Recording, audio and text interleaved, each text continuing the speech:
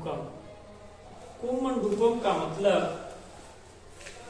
कुएं का मेढक, परंतु यह शब्दावली खास उन लोगों के लिए प्रयोग की जाती है जो लोग इस संसार में स्वयं को सबसे अधिक बलवान, सबसे अधिक धनवान या रूपवान, चाहे जो भी, मतलब स्वयं ही अपने आप को सबसे बड़ा समझते हैं, उन्हीं के लिए कुमंडूकम शब्द का प्रयोग किया गया है।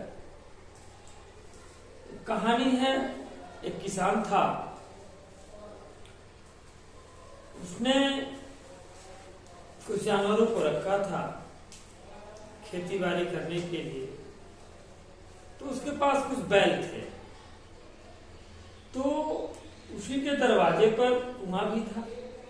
तो अब प्रतिदिन कुएं से पानी निकालता था और निकाल करके बैल के नाद में पानी भरने का काम करता था। एक दिन, और उस कुएं में बहुत सारे मेढक भी रहते थे।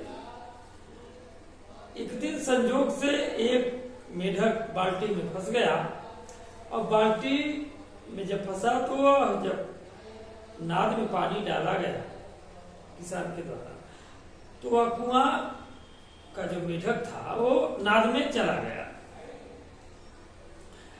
तो उसने देखा, इतने अब कुएं में था, अपने से बड़ी चीजों को देखा नहीं था। तो देखा इतना बड़ा एक आदमी है जो चल रहा है, दो पैरों का, इतना बड़ा बैल को देखा। तो उसके दिमाग में आया यह भी मेढक ही है, कान, सींग वगैरह वगैरह। वो बहुत ही भयभीत हो गए। उसके बाद फिर किसी तरीके से वह बाल्टी में जाके उछल करके बैठ गया, अब फिर बाल्टी के रास्ते कुएं में प्रवेश कर गया। जब वो कुएं पे गया तो सभी मेढकों से कहा, अरे यार, मैंने आज दो बहुत बड़े बड़े मेढक देखे हैं। एक तो दो पैरों वाला मैंने मेढक देखा, और एक मेढक सींग वाला भी था।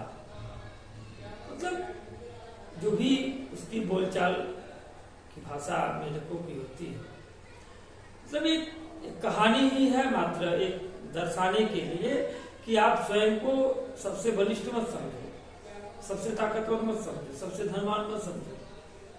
अर्थात स्वयं पर कभी अभिमान मत करो, घमंड मत करो किसी भी चीज का। एक बड़ा मेढक आया, जो उस कुएं का सबसे मोटा ताजा बड़ा मेढक था, वह आया। उसने कहा कि तुमने मुझसे भी बड़ा मेढक देखा?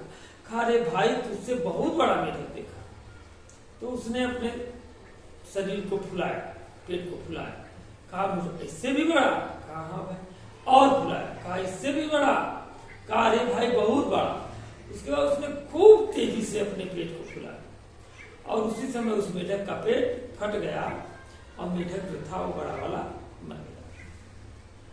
कहने का मतलब, जिस दिन आप यह समझ लोगे कि मैं बहुत बड़ा हूं, और उसके बाद यदि आपको इस दुनिया का ज्ञान जब प्राप्त होगा, तो उस समय आपका अस्तित्व उसी मरे हुए मेढक के समान हो जाएगा।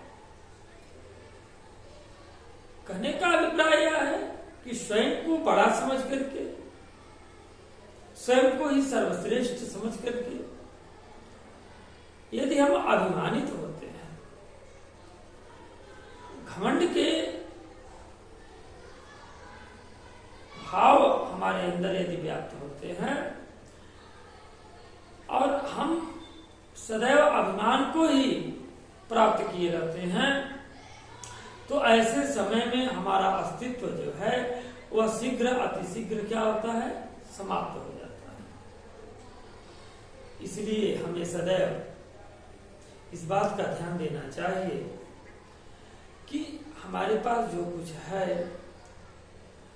वह ईश्वर के द्वारा प्रदत्त किया हुआ है, वरदान के रूप में है, परमात्मा की कृपा है, हमारे पूर्वजों की कृपा है, और इस प्रकृति की कृपा है कि हमने इन सारी चीजों को प्राप्त कर रखा है और उसका भोग स्वयं के साथ साथ जो अन्य लोग भी हैं उनके लिए भी होना चाहिए। यदि आपके पास धन है, ईश्वर ने आपको धन दे रखा है, तो ईश्वर की कृपा यदि आप पर बनी हुई है, चाहे वह धन किसी भी रूप से प्राप्त होता हो, धन तो तभी प्राप्त होगा जब आप कठिन परिश्रम करेंगे। बिना मेहनत के तो कुछ नहीं प्राप्त होता है, तो धन भी कहां से प्राप्त होगा। तो उस धन का स्वयं तो भोग करिए, लेकिन अन्य कोई यदि समाज का ऐसा व्यक्ति है जो भोजन के बिना व्याकुल है, मर रहा है, तड़प रहा है, भयंकर ठंड में उसके पास कपड़े नहीं है, उसके घर भोजन पकाने के लिए आग नहीं की व्यवस्था नहीं है, अथवा लकड़ी नहीं है, वर्तमान समय में गैस नहीं है, तो इन सारी चीजों को यदि हो सके तो उस गरीब व्यक्ति को उपलब्ध करें। यही सबसे उत्तम कर्म है और यही आपकी महानता का एक परिचायक है।